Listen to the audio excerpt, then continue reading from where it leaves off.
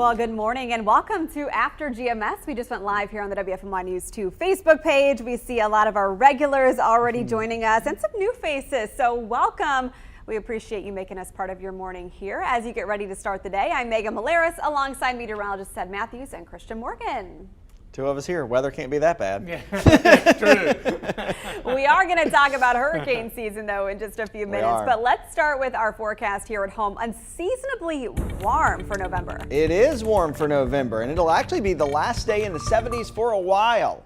That's bad news if you like it warm. It's maybe good news if you like things a little colder. Beautiful morning, though, across the Triad. We have just enough in the way of cloud cover to make for a really nice sunrise, by the way. Loving those earlier sunrises, too.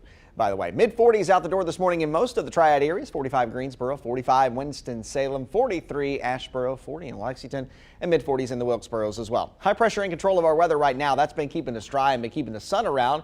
Also, because it's centered down to our south and off to the southeast now, our winds are coming in out of the south, which of course is typically a warmer wind direction. So that's where our big warmth comes from the last couple days. Meanwhile, as it shifts to the east, we're going to turn our attention to this cold front on the way as we go into your Thursday evening. Now, this is not going to be a huge weather event, but it will bring some rain to the Piedmont, mainly Thursday night and really early Friday morning. So kind of in the dark hours, if you will. So I don't expect this to really impact too much in the way of your Veterans Day plans or your Friday plans for that matter.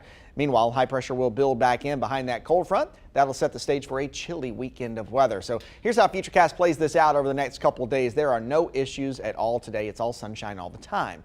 Heading into your Thursday, Veterans Day, we'll have some sun in the morning, but the clouds will increase as we go throughout the day. And then once we get to around supper time is when I think we could have some scattered showers starting to arrive. And we'll keep that scattered shower chance in as we go throughout the overnight hours and into early Friday morning. But honestly, by this time on Friday, I think we're all done with our rain chances and we're actually starting to clear out going into your Friday afternoon.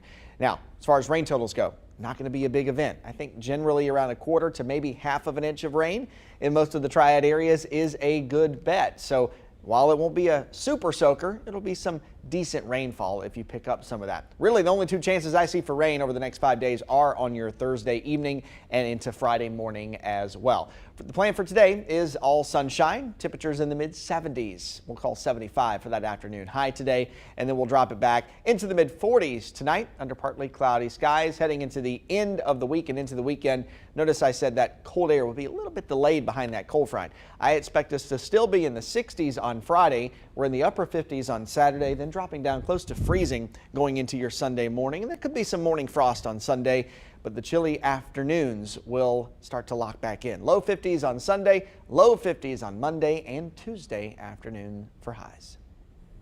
All right, as we get ready for this colder air to move in, we're also getting ready to close out another hurricane season. That went fast, didn't it? We're less than 30 days away from the official end of hurricane season. The 2021 season started really actively, but obviously it's much quieter now. We did a clean sweep of the 2021 initial list of hurricane names, ending with Wanda at this point, and recorded 4 major hurricanes as well as 3 minor ones. The number of named storms, look at this, was on par with what the National Hurricane Center had predicted at the start of the season. But for the second year in a row, knock on wood, North Carolina managed to dodge the major storms. So are we in the clear until next June? You can drop your hurricane questions in the feed here while we get some expert analysis. Of course, we do recall that flooding that was devastating for the mountains. But as far as the coast, largely that was spared. Ed, is it coincidence that North Carolina didn't get a major storm for the second year in a row? Well, I think we were lucky. And really, you know, we talk about the Bermuda High as kind of a steering mechanism as these storms track to the west in the Caribbean, and then they turn to the north and to the northwest. Many of the storms, or several that I can remember, went through the Gulf of Mexico and impacted places like Mississippi and Louisiana and even Texas as well.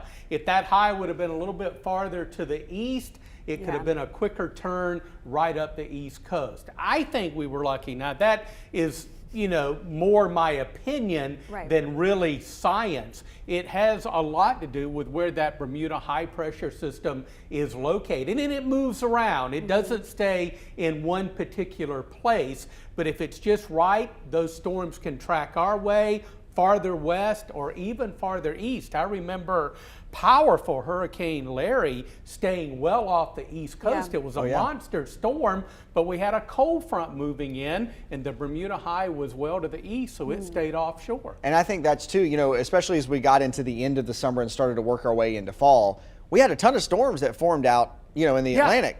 But they all never quite made it close enough to land. They all made that north and that northwest turn. And the reason for that is because, you know, we had several series of those cold fronts that pushed by, and they brought us some really, really nice weather. You know, brought us those quick little bursts and little taste of fall. But also the other thing they did was help to steer those storms back out to sea. So honestly, I think, like you know, like you said, if you boil it down, I guess that's kind of the sciencey part to it. But I think we were just lucky in that regard, because this time of the year, you get more of those cold fronts to come through, and they help to push things back out. And tropical systems, all tropical systems are really at the mercy of what the wind currents are in their vicinity. They don't have their own steering mechanisms within the storm itself. It just depends on the currents and just kind of floats around. And again, these other weather systems in the area, whether it be a front or a high or even a low pressure area, will dictate how these storms track. I think a lot of you know, maybe misconception, if you don't study it all the time like we do, is that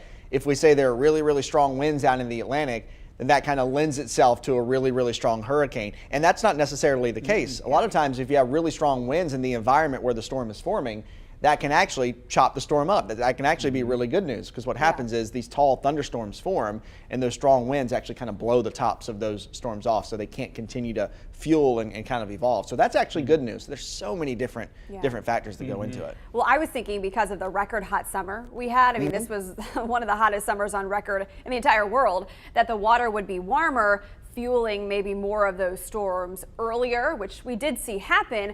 But fortunately for us, they just didn't come our way like they have in the past. Bobby remembered the worst storm he had ever lived through was Hugo. That's obviously, ask anyone in North Carolina who lived through Hugo, and they'll probably say that was the ultimate worst experience.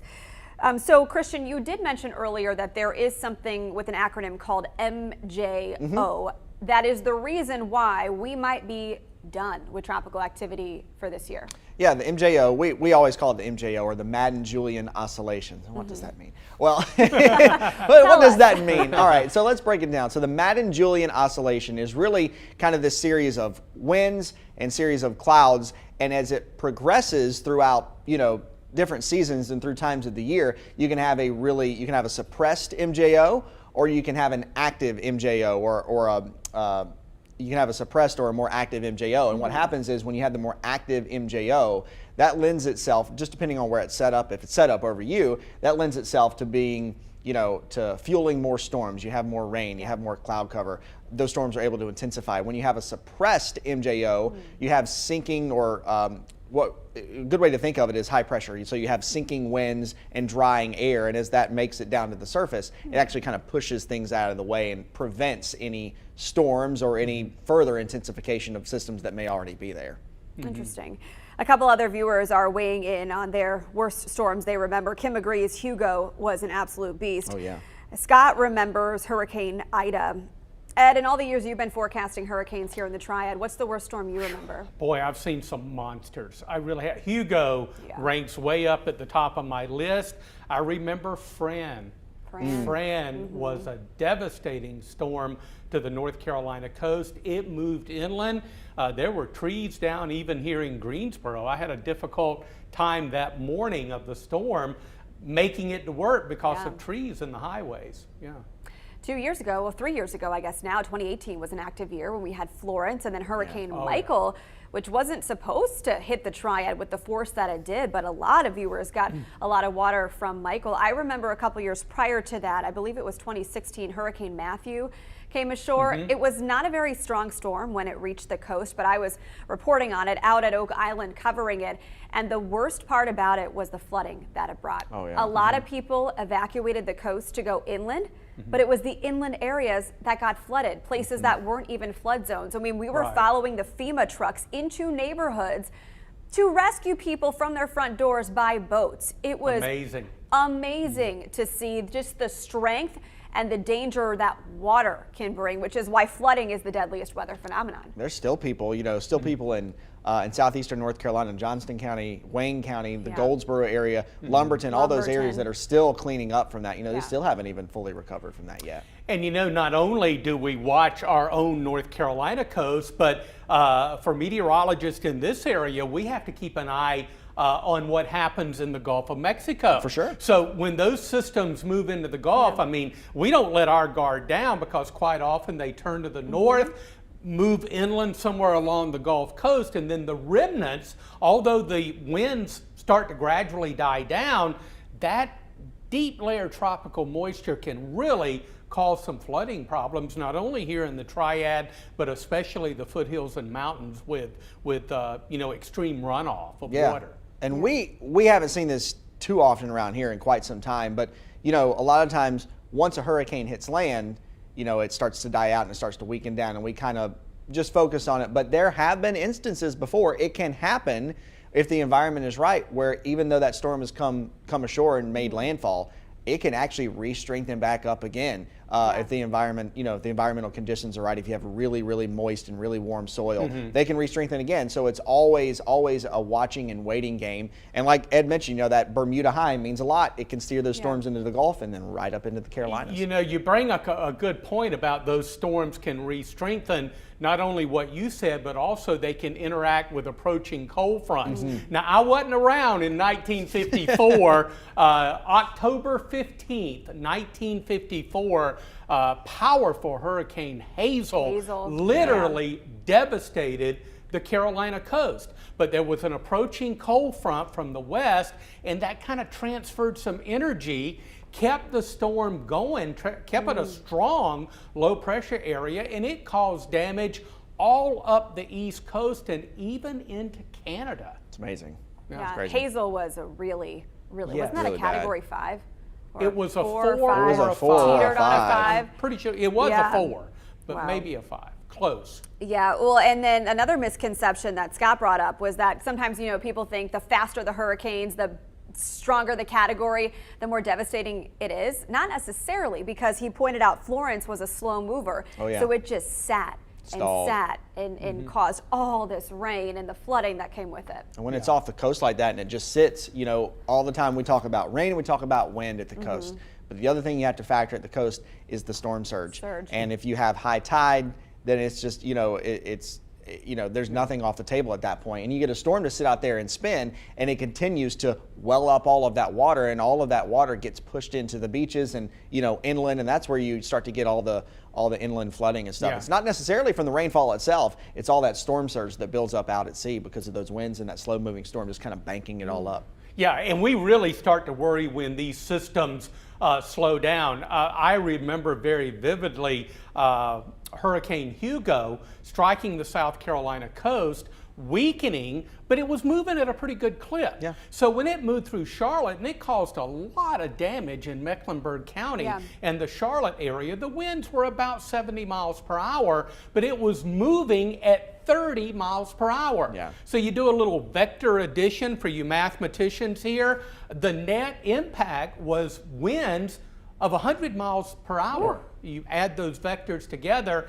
Here in the Triad, we got about 1/2 inch of rain from Hugo because it was a fast mover. But boy, did it create some real wind. I know in Charlotte and up into the Hickory area as well. I have seen tropical depressions that have stalled and created 15, 20, 25 inches of rain. So it's not the strength of the storm in terms of rainfall, it's how fast it's moving.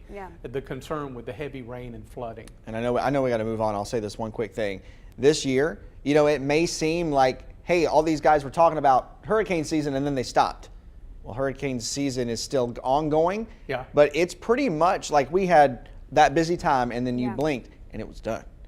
It was just like hurricane season just decided to go to sleep for a while. Go to sleep. Yeah. Well, we can count our blessings. We can count our blessings, especially as we reflect on some of these more devastating storms. All right, let's get to our headlines, and then we have another talker coming up. That'll really whet your appetite. Let's start with headlines. The mask mandate is staying in place at Guilford County schools for now. GCS says it cannot drop its mandate until the Guilford County Commission gets rid of the county-wide mandate. County commissioners are set to revisit and possibly vote on that on Monday. If lifted, GCS could change its mask policy afterward. Well, during that meeting last night, the school board gave the okay for a transportation call center. The district says it got more than 50,000 calls in the first 90 days of school from parents trying to get information about buses. The school board approved an $852,000 contract to bring on services of a call center. The money will come from savings in the transportation budget.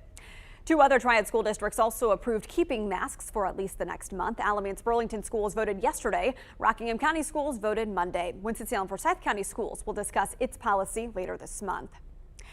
Well, many elderly or homebound seniors depend on services like Meals on Wheels for food each week. And now a new truck in Rockingham County is changing how those meals get delivered to some of the people most in need. WFMY News 2's Denise McMiller shares what this will mean for residents who depend on the service. If you had to choose between a warm or cold meal, I'm sure you'd say hot, especially with the winter months approaching. And with this brand new $54,000 temperature regulated truck, ADTS and Meals on Wheels can provide that for homebound seniors throughout Rockingham County. Now, before getting this truck, seniors living in the county will get meals every 2 weeks because 50% of seniors who receive meals live in rural areas, and that means meals would come to them frozen. With this truck, ADTS can expand their reach and offer hot meals. But we know that Meals on Wheels helps reduce social isolation. It also helps reduce ER visits. And then overall, it helps with their quality of life. Mildred Ziegler is in her 80s and has had hot meals delivered to her home in Madison for about a week. She and her husband have health issues. My husband's kind of sick, so it helps me a lot. You know, nutrition and helps out, you know, getting the right food because, you know, we got a lot of medical problems. You don't supposed to, and it's, you know, it's real healthy and good. To be eligible for this Meals on Wheels program, you must live in Rockingham County, be 60 or older, and be partially homebound. We'll have more information on enrollment on our website at WFMYnews2.com. Well, let's keep the conversation going about food. There's a national day for everything, isn't there? Oh, yeah. Well, today happens to be National Vanilla Cupcake Day. We want to know, chocolate or vanilla? Easy as that. Go ahead and reply on our feed while we get a little sweet history here. It'll make you hungry. A warning. When cupcakes made their debut, they were called 1, 2, 3, 4 cakes or quarter cakes because it was an easy way to remember the ingredient portions. Then in 1919, the company Hostess, of course, introduced its first snack known as the cupcake. In the 1920s, cupcakes were iced in either chocolate or vanilla frosting. So we asked you to choose one, chocolate or vanilla. On my Facebook page, there's a big debate going on here, pretty split. Pamela says chocolate #1. Vanilla is good, but not quite as good as chocolate. Sandra says vanilla with chocolate icing. Gerald said vanilla is my favorite. However, I'm not the type to turn down chocolate either. LOL. We got some text in on the Good Morning Show. One viewer said cream cheese all about icing. I'm with Christian Morgan, who had observed on GMS that he loves the cream cheese icing. Jane said Trader Joe vanilla cupcakes all the way. And this viewer said vanilla all time. Woo-hoo. Feeling a sugar high probably in that comment there. Oh, yeah. It's easy for me. Chocolate cake, chocolate icing. You know, most kids love like the vanilla with the blue, different colorful, nasty icing on top and all the sprinkles. I was very simple. I wanted chocolate cake, chocolate icing, and if you didn't want to eat it at my birthday party, fine, more for me, you know? I hate messes, and that blue icing makes your mouth a complete mess, and it gets all over your face, and that's why I didn't do it. And your tongue is blue. You go, your teeth are blue. Everything's blue. Ed, what about you? Well, you know, any flavored cupcake, if you offered it, I would eat it. I wouldn't turn it down, but it's got to be chocolate cake with chocolate icing. Ooh. But also a thumbs up to the yellow cake as well. Yeah, hey, cupcakes are delicious.